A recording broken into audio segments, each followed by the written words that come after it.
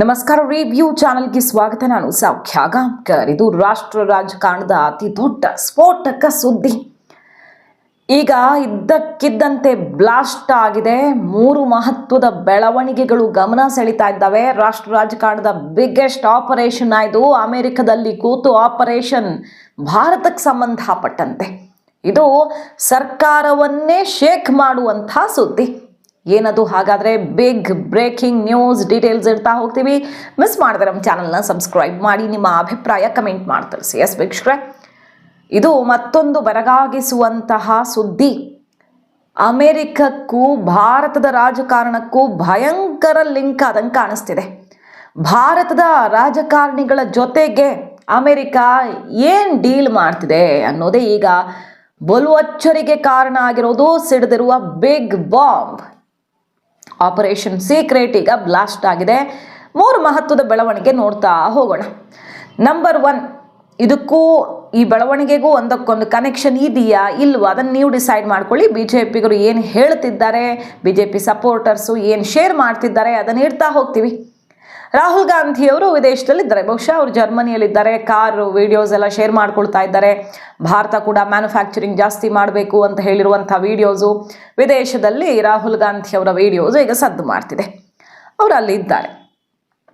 ಅದೇ ಹೊತ್ತಲ್ಲಿ ಕೈಕೂಟದ ಮಹಾರಾಷ್ಟ್ರದ ಸದಾ ಅದು ಇದು ಬಾಂಬ್ ಸಿಡಿಸೋದ್ರಲ್ಲಿ ಎಕ್ಸ್ಪರ್ಟ್ ಆಗಿರುವಂಥ ಸಂಜಯ್ ರಾವತ್ ಈಗ ಭಯಂಕರ ಬಾಂಬ್ ಸಿಡಿಸಿದ್ದಾರೆ. ಪೊಲಿಟಿಕಲ್ ಎಕ್ಸ್ಪ್ಲೋಷನ್ ಆಗುತ್ತಂತೆ. ರಾಜಕಾರಣದಲ್ಲಿ ಬಹುದೊಡ್ಡ ಸ್ಫೋಟವಾಗುತ್ತೆ.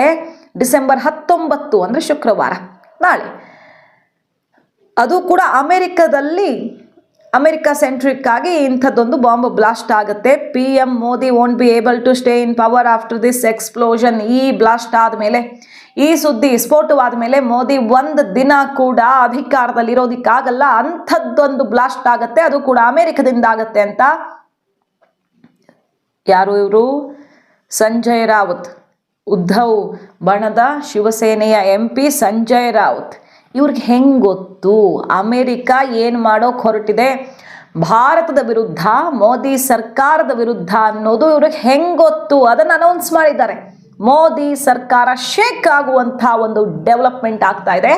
ಅದು ಕೂಡ ಅಮೆರಿಕ ಸೆಂಟ್ರಿಕ್ ಆಗಿ ಒಂದು ಭಯಂಕರ ಬ್ಲಾಸ್ಟ್ ಆಗುತ್ತೆ. ಅದಾದಮೇಲೆ ನಾಳೆ ಡಿಸೆಂಬರ್ 19ನೇ ತಾರೀಕು ಮೋದಿ ಅಧಿಕಾರದಿಂದ ಕೆಳಗಿಳಿತಾರೆ, ಬೇರೆಯವರು ಬರ್ತಾರೆ ಅಂತ ಅಂಥದ್ದೊಂದು ಬ್ಲಾಸ್ಟ್ ಸಿಡಿಸಿದ್ದಾರೆ. देखिए 19 दिसंबर को कोई एक बड़ा विस्फोट राजनीतिक होने वाला है, ऐसी चर्चा इस देश में चल रही है और उसका केंद्र बिंदु अमेरिका में है। जब भूकंप होता है तो कोई केंद्र बिंदु होता है, तो वो केंद्र बिंदु अमेरिका में है। कुछ ऐसी जानकारी सामने आने वाली है अमेरिका से। वो जानकारी सामने आने के बाद नरेंद्र मोदी सत्ता में नहीं रह सकते, इस प्रकार की चर्चा है। पृथ्वीराज चौहान जी ने भी कहा है। तो मुझे लगता है कि हम इंतजार करेंगे।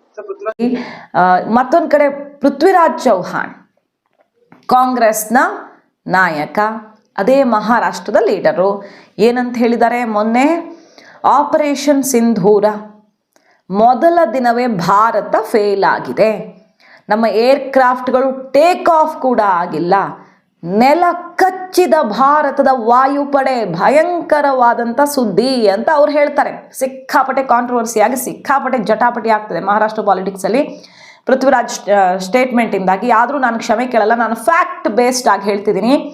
ಏನಾಗಿದೆ ಆಪರೇಷನ್ ಸಿಂಧೂರಾದಲ್ಲಿ ಅನ್ನುವ ಕಂಪ್ಲೀಟ್ ಸೀಕ್ರೆಟ್ಸ್ ನನಗೆ ಸಿಕ್ಕಿದೆ ಅಂತ ಕ್ಷಮೆ ಕೇಳಲ್ಲ ಅಂತಿದ್ದಾರೆ ಪೃಥ್ವಿರಾಜ್ ಚೌಹಾಣ್. ಟೈಮಿಂಗ್ಸ್ ನೋಡಿ, ಆಪರೇಷನ್ ಸಿಂಧೂರ ಅದು ಇಷ್ಟು ದಿನ ಆದಮೇಲೆ ಬಾಂಬ್ ಅಂತ ಸಿಡಿಸಿದ್ದಾರೆ ಪೃಥ್ವಿರಾಜ್ ಚೌಹಾಣ್. ಸಂಜಯ್ ರಾವತ್ ಹೇಳ್ತಿದ್ದಾರೆ ಅಮೆರಿಕದಿಂದ ಏನೋ ಒಂದು एक्सप्लोड ಆಗುತ್ತೆ, ಅದು ಭಾರತದಲ್ಲಿ ಮೋದಿಯನ್ನ ಕೆಳಗಿಳಿಸುತ್ತೆ, ಅದು ಕೂಡ ನಾಳೆನೇ ಅಂತ. निघालं की मग मोदींनी का मान्य केलं? पहिल्या दिवशी आपला संपूर्ण पराभव झाला. 7 तारखेला जे हवाई युद्ध अर्ध्या तासात झालं त्यामध्ये आपला टोटल पराभव झाला. हे कोणी मान्य करो वगैरे न करो. आणि त्यामुळे त्या दिवशी भारताची जी विमानं पडली त्या दिवशी सगळा भारताचा एअरफोर्स हा ग्राउंड झाला. त्यानंतर एकही विमान उडलं नाही. तर कुठेही विमान उडलं की पाकिस्तानचं तुमचं विमान ग्वाल्हेर असेल किंवा भटिंडा असेल किंवा सिरसा असेल तिथं वाढायची शक्यता असल्यामुळं आपलं कंप्लीट एअरफोर्स ग्राउंड झालं. ಅಮೆರಿಕದಿಂದ ಏನೇನು ಸಿಡಿಯುತ್ತೆ ಅನ್ನೋದು ಗೊತ್ತಿಲ್ಲ. ಸೊ ಈಗ ಶುರುವಾಗಿರೋದು ಸೋಷಿಯಲ್ ಮೀಡಿಯಾದಲ್ಲಿ BJP ಸಪೋರ್ಟರ್ಸು ಈ 3 ಬೆಳವಣಿಗೆಗಳನ್ನು ಲಿಂಕ್ ಮಾಡ್ತಿದ್ದಾರೆ. ರಾಹುಲ್ ಗಾಂಧಿ ಅವರು ವಿದೇಶಕ್ಕೆ ಇಲ್ಲಿ ಸೆಷನ್ ನಡೀತಿರುವಾಗ ಅರ್ಜೆಂಟಾಗಿ ಹಾರಿರೋ ಹೊತ್ತಲ್ಲಿ ಏನೇನೋ ಆಗ್ತಿದೆಯಲ್ಲ ಸ್ವಾಮಿ, ಏನೋ ಇದೆ ಇಲ್ಲಿ, ಭಯಂಕರವಾದಂತಹ ಏನೋ ಒಂದು ಸಿಡಿಸೋರಿದ್ದಾರೆ, ದಾಖಲೆ ಇಟ್ಟು ನಾವು ಹೇಳಿದ್ದೆ ನಿಜ ಅಂತ ಪ್ರೂವ್ ಮಾಡೋ ರೀತಿಯಲ್ಲಿ ಏನೇನೋ ದಾಖಲೆಗಳು ಬರಬಹುದು, ಇದನ್ನ ನಿರೀಕ್ಷೆ ಮಾಡಿ ಮೊದಲೇ ಅರ್ಥ ಮಾಡ್ಕೊಂಡ್ಬಿಡಿ ಅಂತ ಬಿಜೆಪಿಗರು ಶುರು ಮಾಡಿದ್ದಾರೆ. India needs to start producing. Production is the key for the success of any country, and our manufacturing is declining. It should actually be going up. So Prithviraj Chauhan ಹೇಳಿದ್ದಕ್ಕೂ ಅಮೆರಿಕದಿಂದ ಸಿಡಿಯುವ ಬಾಂಬ್ಗೂ ಏನೋ ಲಿಂಕ್ ಇದೆ, ರಾಹುಲ್ ಗಾಂಧಿ ಅವರು ಬೇರೆ ವಿದೇಶದಲ್ಲಿದ್ದಾರೆ ಅಂತ ಶುರು ಮಾಡಿರೋದು ಬಿಜೆಪಿಗರು. ಏನಾಗತ್ತೆ ಹಾಗಾದರೆ ಅಮೆರಿಕದಿಂದ ಗೆಸ್ ಮಾಡ್ತಿರೋದು ಬಿಜೆಪಿಗರು ಅಥವಾ ಸಪೋರ್ಟರ್ಸು.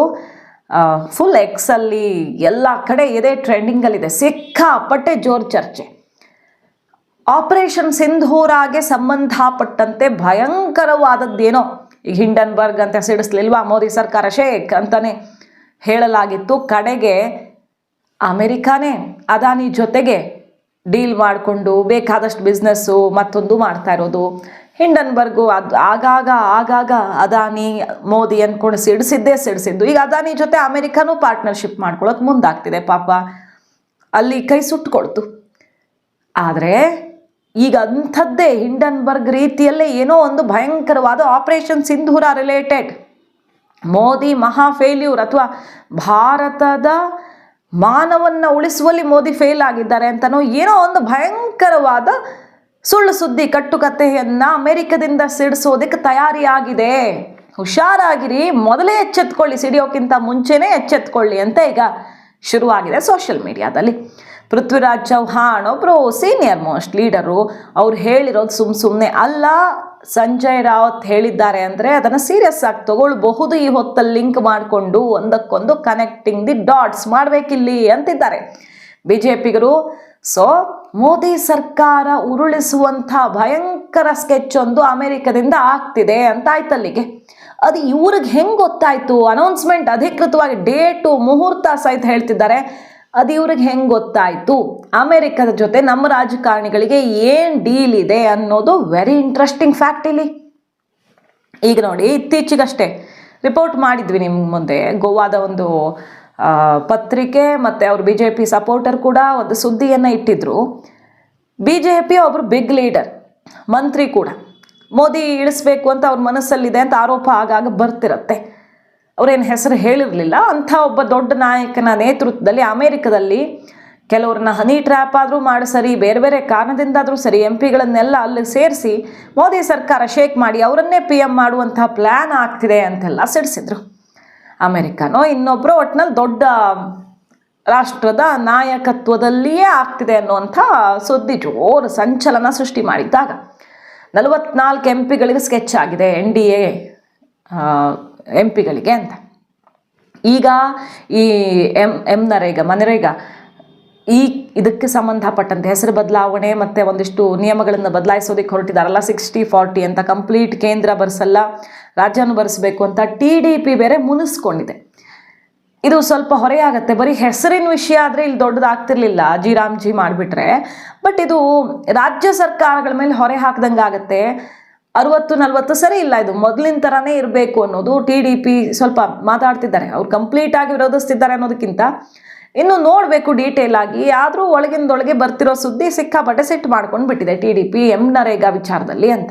ಈ ಹೊತ್ತಲ್ಲಿ ಇಂಥ ಬಾಂಬ್ ಸಿಡಿಸಿದ್ದಾರೆ. ಸೊ ಏನೋ ಒಂದು ಸ್ಕೆಚ್ಚನ್ನು ಅಮೆರಿಕದಲ್ಲಿ ಕೂತು ಭಾರತದ ರಾಜಕಾರಣಕ್ಕೆ ಸಂಬಂಧಪಟ್ಟಂತೆ ಮೋದಿ ಕುರ್ಚಿ ಶೇಕ್ ಮಾಡೋದಿಕ್ಕೆ ಪ್ಲ್ಯಾನ್ ಮಾಡಿದ್ಯಾರು? ಅಂಥದ್ದೇನೋ ಒಂದು ಆಗತ್ತಂತೆ. ಡಿಸೆಂಬರ್ 19 ಅಂದರೆ ನಾಳೆ ಮುಹೂರ್ತ ಫಿಕ್ಸ್ ಆಗಿದೆ. ಅಮೆರಿಕದ ಪ್ಲ್ಯಾನು ಭಾರತದ ರಾಜಕಾರಣಿಗಳು ಅನೌನ್ಸ್ ಮಾಡಿದ್ದಾರೆ. ಸೊ ಕಾದು ನೋಡಬೇಕು. ಅಂತಹ ಯಾವ ಪ್ಲ್ಯಾನೂ ಕೂಡ ನಡೆಯಲ್ಲ. ಹಿಂಡನ್ಬರ್ಗ್ ರೀತಿಯಲ್ಲಿಯೇ ಬಾಲ ಸುಟ್ಟುಕೊಂಡು ಹೋಗಬೇಕಾಗತ್ತೆ. ಹುಷಾರನ್ನು ಎಚ್ಚರಿಕೆಯನ್ನು ಕೊಡ್ತಿದ್ದಾರೆ ರಾಹುಲ್ ಗಾಂಧಿ ಅವರು ಮತ್ತೆ ವಿದೇಶದಲ್ಲಿ ಕೂತು ಭಾರತಕ್ಕೆ ಪಾಠ ಮಾಡುವ, ಭಾರತದ ಗ್ರೋತ್ ರೇಟ್ ಅವಹೇಳನ ಮಾಡೋ ಕೆಲಸ ಶುರು ಮಾಡಿದ್ದಾರೆ. ಇವ್ರಿಗೆ ಏನ್ ಬಂತು ಅಂತ ಬಿಜೆಪಿಗರು ಮತ್ತೆ ಅವರ ವಿದೇಶ ಪ್ರಯಾಣವನ್ನ ಅಟ್ಯಾಕ್ ಮಾಡ್ತಿದ್ದಾರೆ. ನೋಡೋಣ ಡಿಸೆಂಬರ್ 19 ಮುಹೂರ್ತ ಏನಾಗುತ್ತೆ, ಅದಕ್ಕೆ ಮೋದಿ ಸರ್ಕಾರ ಹೆಂಗ್ ಪ್ರಿಪೇರ್ಡ್ ಇದೆ ಅಂತ. ಮಾಹಿತಿ ಇಷ್ಟ ಆಗಿದ್ರೆ ಮಿಸ್ ಮಾಡಿದ್ರೆ ನಮ್ಮ ಚಾನಲ್ನ ಸಬ್ಸ್ಕ್ರೈಬ್ ಮಾಡಿ, ನಿಮ್ಮ ಅಭಿಪ್ರಾಯ ಕಮೆಂಟ್ ಮಾಡಿ ತಿಳಿಸಿ. Thank you.